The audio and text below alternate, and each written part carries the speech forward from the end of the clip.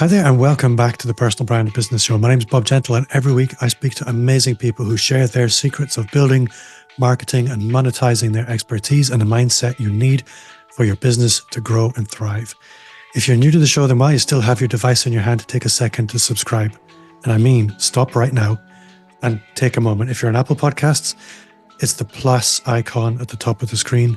Any other app, there's probably a subscribe button. And if you're on YouTube, the subscribe button is super obvious and it doesn't bite. So take a moment and click it. This week, I am really excited to be speaking to Valerie Morris about book marketing. And the reason I'm speaking to Valerie is I have a few clients who have launched books and Valerie's been helping them with amazing results. And if you're listening and thinking, I'd like to write a book, well, writing is one thing, but having it actually successful at the other end is really overwhelmingly exciting for everybody around you, not just you if you're writing your book. So Valerie, welcome to the show. Thanks for having me, Bob. This is really fun. I'm a big fan of the show. I like to binge listen to a lot of episodes all at once in little clusters. Well, welcome back. I think you've definitely been on once, probably twice before. Yeah, it's been a few years though. Yeah, and you've been doing this a while. Yeah. And you have specialized into book marketing, particularly. I know you do some other bits and pieces. We're going to be talking about books today. Yeah. So I guess where to start? Let's pretend you've never been on the show before and tell us a little bit about who you are, where you are, and what you do. But before that, I apologize for the listener. I have a terrible cold. So if I sound a bit funky today, that's what's going on. Go, Valerie. Awesome. Well, Bob, thanks for having me back. I know we have gotten to know each other over the years, and I actually started really in the content and social media space in the marketing world. And I still do that. I still have an agency, and that's, a huge piece of what I'm doing day in and day out. But about 5 years ago, I launched my book. And in the process of doing that, I took everything I knew from marketing. And I also did a lot of research because I had the tools within my business and within my skill set to do a lot of the legwork. So a lot of it I ended up doing DIY because I had those skill sets already, but I didn't know all the ins and outs of book marketing and publishing, all the little nuances that every author or any prospective author is kind of running through their head of like, well, what do I do about this? And what is this? And I don't even know what I don't know. And so you just go into it feeling very overwhelmed. And I learned a ton.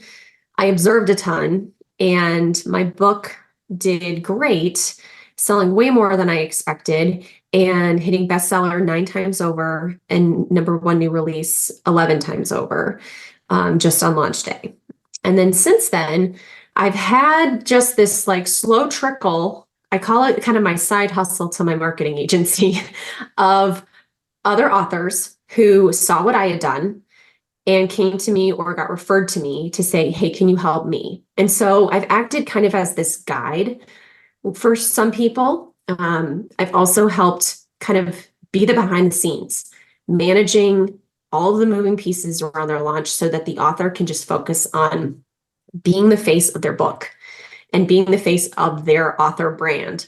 And they are not dealing with all the ins and outs. They're not managing their launch team. They're not doing all of the logistical things around it. They are just executing and building those relationships. And so in the last year and a half, that number of slow trickle has become more of a stream.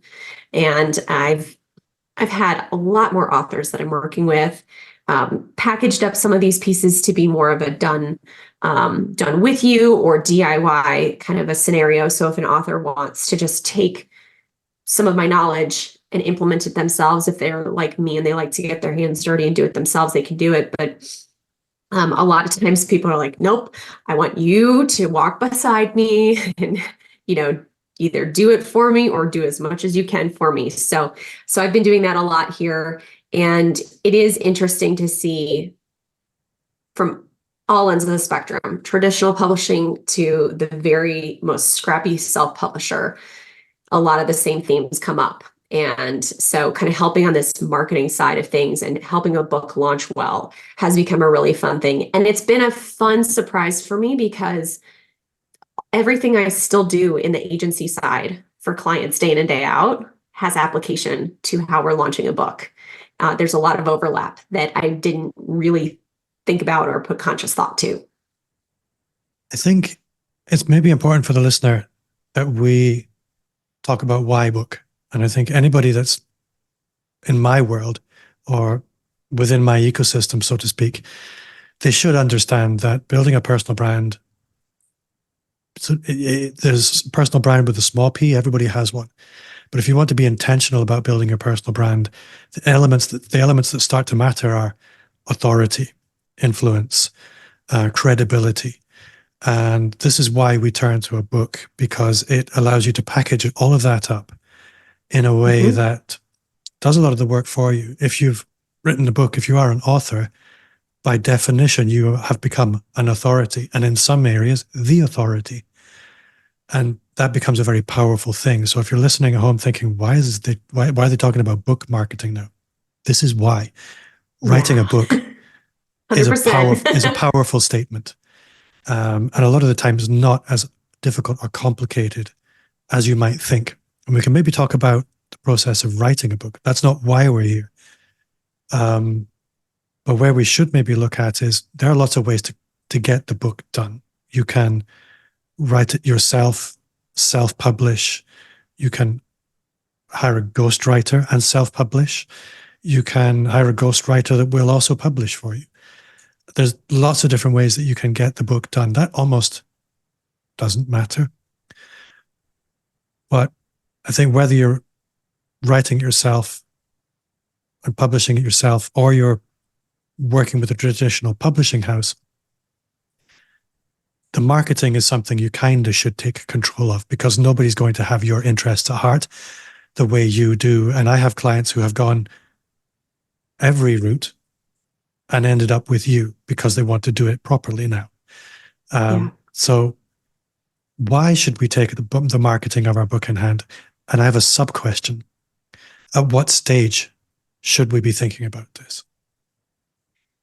Oh, such good questions. So first off, I will just say I've worked with, like I said, the scrappiest of self-publishers who just like, you look at it and you're like, okay, yes, you can clearly tell that this, you did this yourself, but also up to, people who are making New York Times bestseller lists, and they have a traditional publisher, and they, go like all of the route that you might have historically thought of for a book.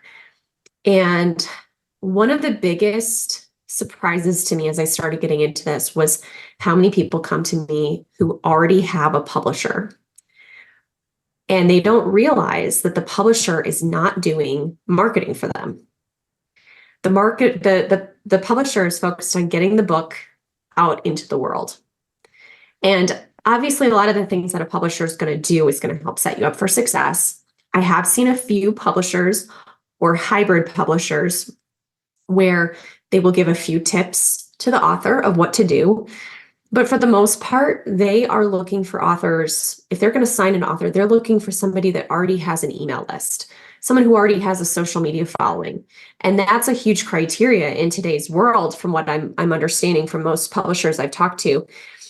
And so that means that they're expecting you to help sell the book anyways. So anyways, regardless of which route you go, you are going to be the one in charge of the marketing, whether it's email, social, website, all those things. Obviously, there's different people who can help you execute on those things. And sometimes there's overlap with the publisher, but the buck stops with you. You have to be the one who owns it. And ultimately, like, you should be the one to want to own it. If this is your baby, you want it to be in a spot where you have control over what you're saying or not saying about it. And you have the control to help it do really well. And I'm forgetting on your second question. Because I got so fired up. Well, thankfully I remembered it, which is unusual for me. It was, at what stage should an author be thinking about the marketing of the book? Because what I think you and I have both seen is, okay, I've written my book. I want to publish it in 2 weeks because they're Yeah. excited. Uh-huh. That's not ideal, I'm imagining. For sure. Well, so just to tie back to the traditional publishing space, if you talk to anybody who's gone that route, you know that usually it's like 6 months to a year from the time that they finish their book to when it actually goes live. And so if you think about that, obviously, if you're self-publishing or you have more control with a hybrid publisher, that timeline can get shortened. But just because your manuscript is done, that doesn't mean that you should so-called launch it into the world. And I see a lot of people doing that. I see a lot of people on a Saturday afternoon at 1 p.m. post, "My book is live. I'm so excited." And how many people do you think are sitting there on Facebook seeing that one post that you never share about this book again, and you don't have any momentum and juice behind it to actually get reviews, to actually get purchases? You're just kind of, you've done all this work to make the book. You might as well launch it the right way. Get a lot of buzz around your book. Get your book up to that bestseller status. Get that #1 new release credential. Get the reviews. There, around your launch, that is the one time that you are going to get the most attention on your book. Get the reviews now. And so in order to do that, you do have to build up kind of a ramp up time frame. And so there's not necessarily like a magic number, but if you're preparing for a launch, I typically like at least 3 to 4 months to ramp up. Now, depending upon where authors are in the process, sometimes I launched one actually a few weeks ago where we had less than a month between the time that he started working with me and when his launch date was. But he already had his website in place. He'd already been talking about it on social media. He already had a few things kind of prepped and ready to go. And so we were able to do it. But again, he had all these other things that he'd been built. He had the website. He had his social media presence. He'd been starting to look at going on podcasts and promoting his book. There's a lot of things that he'd been doing to market his book before it ever went live. And I think that's the important piece, is that, actually marketing your book can start as early as when you write your book, and I think just teasing out the fact that you do have something coming and taking people along for the journey can be extremely powerful. Now, I did not do that with my book. And part of it was because I wanted to wait until my manuscript was finished enough that I knew for sure the book was coming out, because I didn't want to say it was coming and then not do it. So for me, that was just my own personal preference, but it did start well before I ever had a book cover, well before anything was finished being edited, before anything was being loaded on any websites for publishing. Like, the marketing started well in advance. And so I think that's one thing that a lot of authors miss out on, is people don't know that you have a book coming. And so you pop up out of nowhere and say, "Hey, here's this book I made." You feel really, attached to it. You see it as this big momentous thing, but the rest of the world has had zero preparation for it. And so you do have.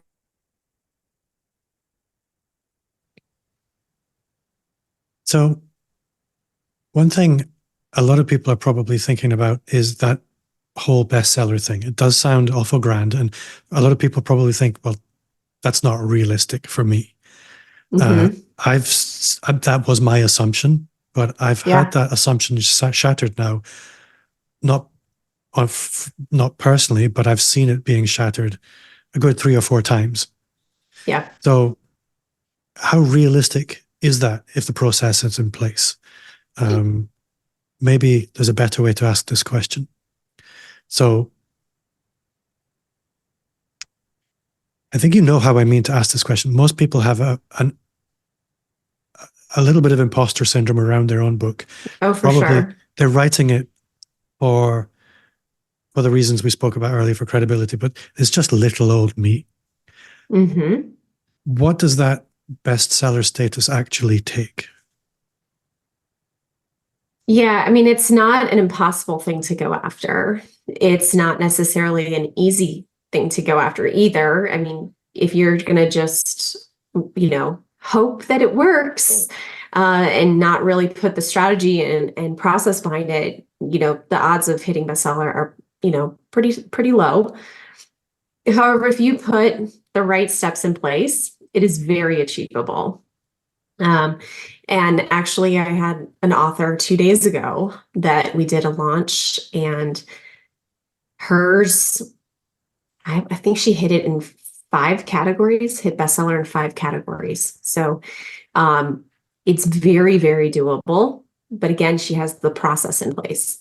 She had somebody like me acting as launch manager to corral all of her people, make sure they were doing all the right things on launch day. We did all the preparation to position her book well on the platform. We did all the research to make sure this is, done the right way and everything. And we timed it all. We made sure that we're launching on the right day and right time. We launched on a Tuesday.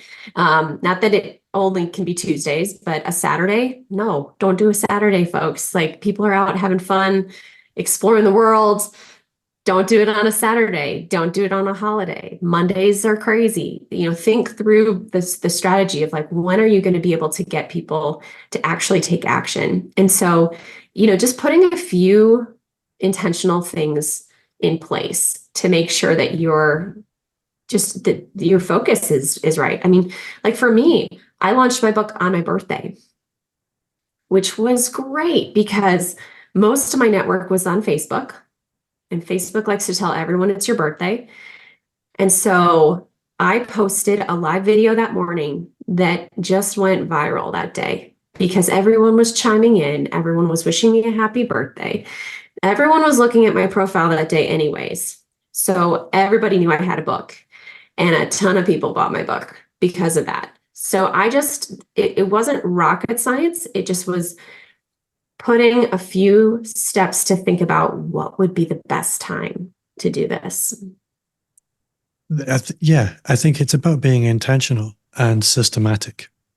And doing it on your birthday is particularly clever because everybody wants to, nobody wants to be seen. That's really smart. I think this bestseller status, I think it sounds rather grand, but I've seen how achievable it can be for books that you would think, I really wouldn't have thought that was as possible as it was. But once you've got it, you've got it. And there's a big difference for yourself being able to say, best-selling author, or I wrote a book. Although technically there's not a lot of difference. You just need to hit that for one day, and you can then say, I've done it. Yep, you get the proof, you grab the proof, grab the screenshots, and that's something you can use for the lifetime of the book. Yeah. And that's also like why I push for the reviews at the beginning there, because those reviews stick with you for the lifetime of the book too. So, when you're going after, and I think for your audience as well, like everyone who's focused on a personal brand, a lot of those folks are consultants. They are speakers. They're doing some sort of training. And so a book can be a nice either segue into their program or a segue into their speaking engagements, or it can be a nice takeaway, or it can be like just a nice tool within your brand. And when you have those phrases like bestseller, #1 new release that you can throw in there, those simple words and the proof behind it to back it up, gosh, like when you're going up against another speaker that they're considering for a spot, like that just subconsciously puts you ahead of the competition. And then all of those reviews, if anyone checks out your book, if you're doing any sort of advertising, or people that don't know you just find your book through the algorithm on Amazon or whatnot, and they see like, wow, 40 plus 5-star reviews. I've never heard of Bob Gentle, but there's a lot of people who say he's amazing. So I'm going to trust that. That sticks with you for the lifetime of the book. And so that's why I really encourage people to focus your attention around launch day to get these things, because it just makes the rest of the process down the road so much easier. I think there's lots of things in your business you can fix later, but this isn't one of them. It really is. Yeah. It feels like a one-shot deal. Now, there will be lots of people listening who think, oh, I wrote a book 2 years ago. It fell on its ass, but I think it's a great book. What can we look at in terms of relaunching? Because I'm Yeah. sure second edition, there's all kinds of ways you could spin it. Yeah, you definitely can do a relaunch. You can make some quick updates to your book and call it a new edition. You can honestly just push for a big launch or push like a big sale around a book. And it's just a matter of like how you're wording it, like, okay, this is the 5-year anniversary of my book. I'm going to discount it to XYZ. And you can do a lot of the similar things that you do around a book launch. Obviously, the hype of it being brand new isn't there, but you definitely can still do some big pushes after a book is launched. And then you also can do a lot around, paid advertising on Amazon, paid advertising on Facebook, or other social platforms where it's like, I know this book has a very specific audience.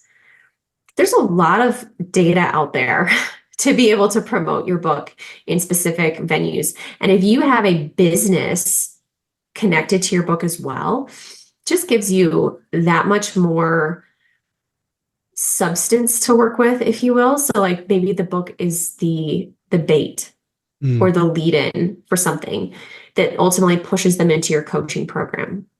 You might be using it as that shiny object at the top of the funnel for people. And so for people who may have launched their book already, I would say, let's go back and look at your business model at large and how does your book fit into that? Because yes, getting bestseller status for your book would be great, but is that going to be what's going to help move the needle for you at this point in the process? But yeah, simple re-edition or new edition, that could be an easy way to kind of launch it and make it seem like it's brand new and fresh and shiny. I'd never considered Amazon ads as a top of funnel activity for a consultant, but actually it's really smart. I need to not tell anyone about this. Okay, so don't listen to this. Note to the editor, edit this out. No, I really like it because I can see lots of ways where the book would naturally and organically sit at the top of the funnel, and Facebook ads would be so obvious for that. But ads inside of Amazon, what sort of price is kind of normal on a per click basis for that? I don't know how Amazon ads work. Yeah, they're similar to other platforms where it's all kind of based on some of the competition. But yeah, Amazon ads are great. I think the biggest piece is you want to make sure you're not losing money. So, if your profit margin, if you're still making a profit on the book, with what your cost is on Amazon, then you're doing great. If you're just breaking even or losing money, then I'd say go back to the drawing board and reconsider, because just getting eyeballs on something on Amazon is not, in my opinion, worth the cost.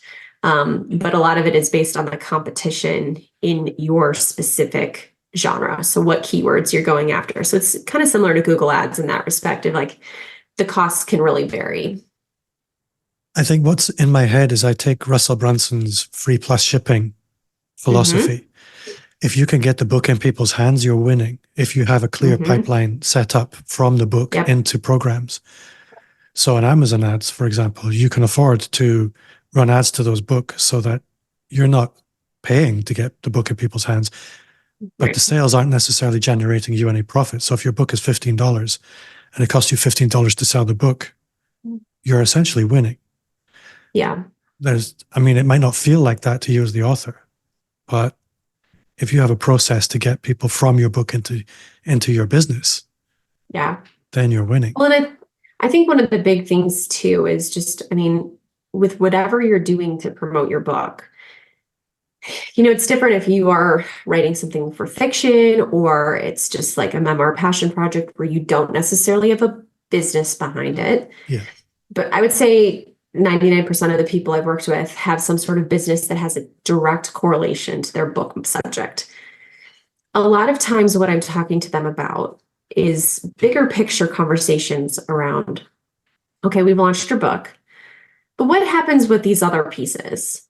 Like how is this fitting into your big picture plan? You know, what's the strategy here? And so, like you're saying, using it as this top of funnel thing can be really effective just for the awareness and getting your words written or whatever into people's hands. And we actually have a really good mutual friend, Andy Storch, who I'm trying to remember, did he buy 1,000 books, 500? I can't remember how many he said he 3,000. bought. 3,000. 3,000 and kept them in his garage or whatever. And he told us he mails out like, I don't know, what is it, like 5 or 10 books every week or something like that. And so that when you look at the math there, you're like, ooh, he's not making any money from those books, right? Like if he's But paying we for know he shipping, is. Yeah. but we know he is because those books have helped him land some nice speaking opportunities that are paying well over the cost of the shipping and the cost of that book. So I think that's a prime example. I look at people that do that, where it's like, okay, they're using it truly as a tool for their business. They're using it as a tool for their personal brand. And they are using it almost as that, business card, if you will, of like, okay, you might throw a typical tiny little business card away, but are you going to throw my book away? It's probably going to sit on your desk for at least a few months before you decide if you're going to keep it or not. In the meantime, my name and my subject matter is staring you in the face every time you look at it. So, I just, that's, I think, where I've seen a lot of the overlap between the digital marketing work that I've done and then the book launch. It's not just about the logistics of Amazon KDP and ISBN numbers and all of those things. That's become part of it. Like I've learned the nuances of all of that, but it's more of like, oh, well, let's be strategic with the book. Let's be strategic with this piece of content. So, the book it's part of content marketing, which is what I do day in and day out. It's just a really long form piece of content. I used to rent an office, and round the corner from that office, there was a guy who did, I think in the US, you call it car detailing. I think we even call it car detailing now. I just needed my car washed. Yeah. So I went round the corner to see him, and there was this Ferrari in there. And I thought, whose car is this? And the guy whose car it was came around the corner, and I got talking to him. And he was a customer service trainer. Mm. And he said, I wrote a book about 20 years ago. And it's quite a thin book, and I just mail it out to people. And I must have mailed out a couple of thousand of these books. And people just keep hiring me from all over the world. These books, they're just silent ambassadors out there in the world. Nobody ever throws them out. They just sit on shelves.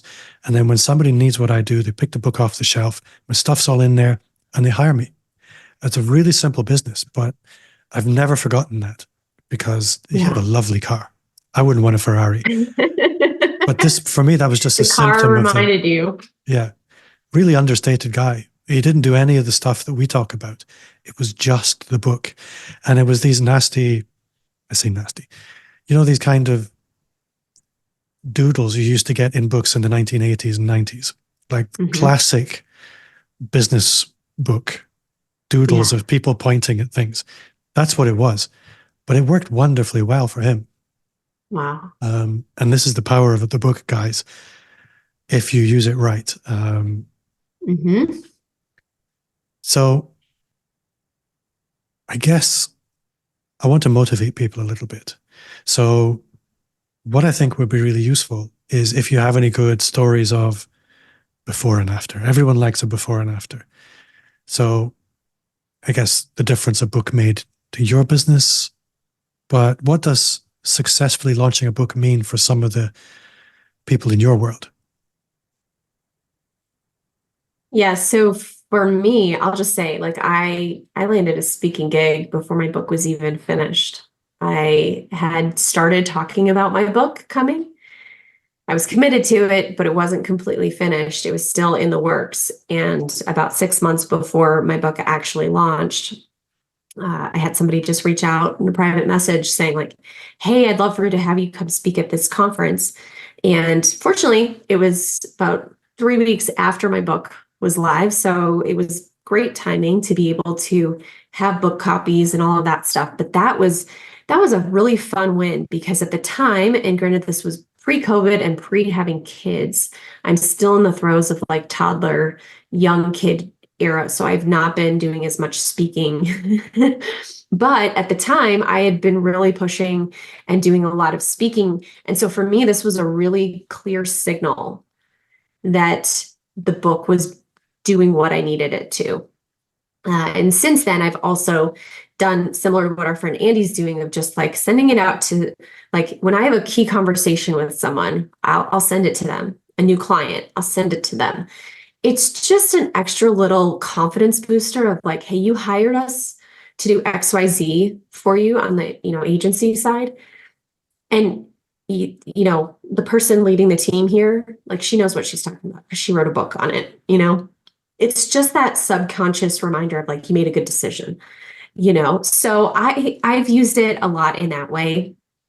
And then I don't know, it's been fun working with so many other authors over the years to see how they've been leveraging it and what they've been doing with it. And I don't know, it's just every launch, I just love it. I love working with authors.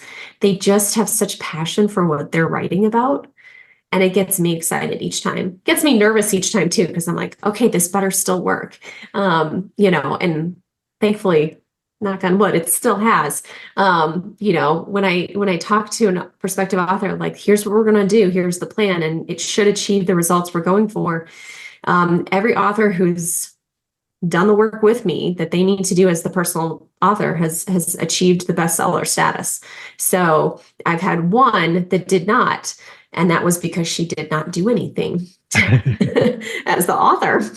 She decided to go to a conference and not promote her book at all with any of the things that I encouraged her to do. So I was like, okay, maybe next time I will push back and say, we are not going to launch a book on a day that you are insisting you're going to a conference. So there's just certain things that I've learned over the years of working with people. I learned that in the agency work too, of, January 2nd might not have been a great day to launch a book. I maybe should have pushed back a little bit more on that. Or, we were able to still achieve the same result, but it was a little bit harder. There's just certain things that you learn as you're working with people of like, nope, I'm going to assert myself a little bit more and say, I don't think this is a good fit. But everyone who's done the work and been invested in it as much as I have, they've gotten the results that they want. I think what you described there, and I've experienced it in a limited way, but most people, when they go out looking for a new vendor, they're looking for commodity. And most vendors, when you look at them, they might have different features and benefits, but there's nothing really stands out. But when you are an author, or for me, I experience a little bit as a podcaster, you have a clear point of difference, and that you decommoditize yourself. You become the one to rule out. So where everything else is equal, and let's be honest, when you're looking at most vendors, most things are equal. And there's this one little thing that stands out, you become the one to rule out. Yeah. It's very difficult to if you were judging somebody who was picking a vendor and where everything else is equal, they exclude the author, there's potential for disciplinary action there. It would be really difficult to justify. And that's why this is really powerful. If anybody listening is thinking, I'm going to put my hand in my wallet and I'm going to hire somebody, and one of them is the clear authority, where are you going to go? And I think this is why people need to be paying attention to this. And if the best seller status is there to signify it's not just an author, but it's somebody who has proven that they're worth listening to, that's even more powerful. Yeah. Well, and as you're talking, there's so much power in you as the expert. And I just want to reiterate, because even as you're talking, I'm sitting here like, okay, those feelings of anxiety of like, but am I really the expert that came up when I was writing my book? Like that, those are creeping up on me. So I just want to encourage anybody who's listening that you can and should get your your insights out into the world. The world does need to hear it. And you do have something worth telling. I think that was what pushed me in the first place to write my book, was I kept reading other marketing books thinking, I need to improve my craft. I need to improve my craft. And I kept hearing the same stuff over and over and over again. And then I was like, well, I'm saying similar things, if not slightly elevated. Like, I have something worth saying. And so I don't know. I just would encourage anyone who's listening, like, yes, a book should be in your wheelhouse. You have built up enough expertise in your field with what you're doing day in and day out that you have something unique to share with the world that is worth listening to or worth reading. I think what I would add to that, because I am triggered with imposter syndrome frequently. Mm. There are some people for whom I'm going out and sharing their expertise. That's automatically going to trigger imposter syndrome. Who am I to be telling the world how things should be? And my response to that is, don't feel you need to go out as the expert, but perhaps go out as the student and share what you discover. And that feels completely different. It does feel different. You know, I think you and I both know this guy, but Brian G. Johnson, are you familiar with him? Yeah. He actually started a Facebook group many years ago. And I think it's called Tube Ritual. Could be something, might have been renamed recently. I don't know. But it essentially was his journey to figure out and kind of hack his way into YouTube, how to grow a channel. What makes a channel grow? What do you do to be successful on YouTube? And he made content in this Facebook group around that whole concept, everything he was learning, everything he was testing. I mean, he spent a couple years kind of doing this experiment. And then he's written 2 books on the subject now. Now, obviously, he's an expert because I know he's been studying it, but I also saw and was part of this Facebook group when he first started it, when he knew next to nothing about YouTube. And now, in my mind, he's one of the best YouTube people out there because he's written these 2 books. He has all this experience. He has this group, but he took people along for the journey. And so I think that was like a prime example of what you're talking about there, of just, we all have stories. Bring someone along for that, because you are like, your unique process to how you got to your expertise. No one else can claim that except you. And so that's where your expertise comes out, because it is unique. But if you, like you're saying, approach it from it being your journey, your story, then I agree, it does make it feel a little bit easier when you're dealing with imposter syndrome. Yeah. For the listener, Brian G. Johnson is coming on the podcast soon. I'm really looking forward to that. Oh, you'll love it. It's going to be such a good episode. I can't wait to listen. Yeah. I'm not sure how I'm going to handle that, because he's like he's really wild. It's going to be fun. I think you need to get like a little poodle stuffed animal doll or a cardboard cutout of a poodle face, because he loves his poodle dogs. So. Okay, good to know. Yeah. That's a good place to bring things to an end. Poodles. On that note, poodles. Yeah. Valerie, thank you so much for your time. It's been really good. I have, again, I always do, learned a lot. Hopefully the listener got something out of it too. I hope you did. But for the last question, what's one thing you do now that you wish had started 5 years ago? I can't remember what it was last time, and you can't have the same thing. So, you know, I started doing this last week. So I'm going to say I wish I would have started this a few weeks ago, if not many, many years ago. But I liked written to-do lists. And I was feeling really overwhelmed by knowing, like, am I doing the right things? Am I working on the right things in my business? And so I pulled out a bunch of highlighters of different colors, and I took a look at my current to-do list, and I just started color coding based on the subject matter of, like, okay, this is an office business owner admin type thing. This is a client execution thing. This is a, strategy, whatever. This is a business development thing. This is a personal branding type of activity. And then I took a look back at my goals to see, like, is this in line with how much time do I want to be spending on business development? If my goal is to be spending 40+% of my time, is my to-do list actually reflective of that? Now, the next step would be to like go actually look at my calendar and see like how much of my time is matching that. But for me, since I do the written to-do list, it was a really nice kinesthetic exercise to connect and process with all of it, to know, how am I spending my time? Am I being strategic? So that's one thing that I wish I would have started sooner, because I think it would have given me more perspective, just self-reflectively, versus just being like, yeah, I think I'm spending my time the right way. I love that. It's to simplify or crystallize all of that. It's checking, does what I'm doing align with my goals? Because I think for a lot of us, what we do is completely habitual. And a lot of the time it's based on other people's priorities. Exactly. So taking the time to, with a highlighter pen, make it very physical. Is that real? That's a really good answer.